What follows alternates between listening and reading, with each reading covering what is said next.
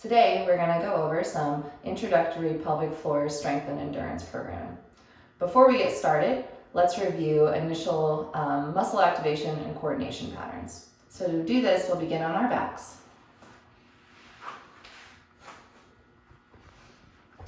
You can have your legs positioned in any way that's comfortable for you. One hand to your chest, one hand to your stomach, and we'll begin by taking a big breath in. You should feel the chest and belly rise. And as you exhale, your belly button should naturally fall back towards the ground.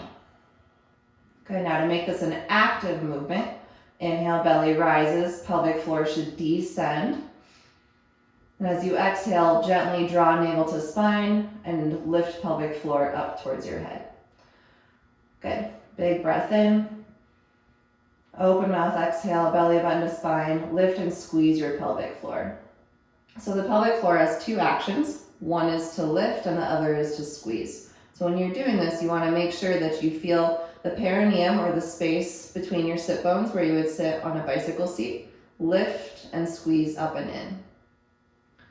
Good. So now that we have the activation down, we're going to work on endurance. So once again, breathe in.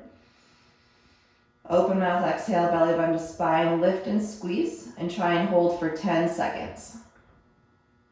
While performing this motion, make sure that your back is not compensating by rotating towards the ground, or that you're not engaging your glutes and squeezing and trying to lift your hips. Good. You'll work towards 3 sets of 10 repetitions here. In this position also, we'll work on quick contractions. So now you're going to contract and immediately let go. Contract and immediately let go. In doing this, it's really important to make sure that you also have the let go part of this motion as well. So we'll breathe in to prepare. Open mouth, exhale, lift and squeeze, let it go, lift and squeeze, let it go, lift and squeeze, let it go. You'll work towards 3 repetitions or 3 sets of 10 repetitions as well.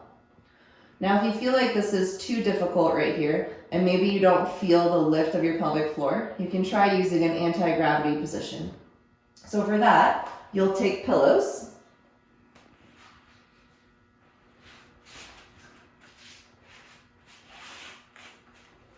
And you'll position your hips higher than your shoulders. So in this position now, gravity is going to take the pressure off of the pelvic floor by moving the viscera down towards you. This is another great position for anyone who is experiencing symptomatic prolapse after having a baby. So any of that heaviness in the bottom of the pelvis after being on your feet for a long time, this is a great position to get into and just sit for 5 to 10 minutes to kind of take the pressure off here. So same sequence here, working towards 3 sets of 10 repetitions for 10-second holds, and then also doing the quick contractions. Once you've mastered both of these positions, you can begin to work towards more against gravity positions.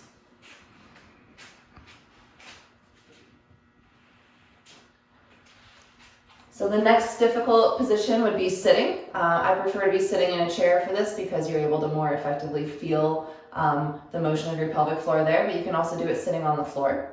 And then once you've mastered that position, you can move towards standing. From there, the possibilities are really endless because our pelvic floor's real job is to function in everyday activities like squatting and lunging and going up and down stairs. So give these a try at home and do tune in to some of our other videos that we have leading up to this, such as diaphragmatic breathing and the pelvic floor and abdominal co-activation. Thank you.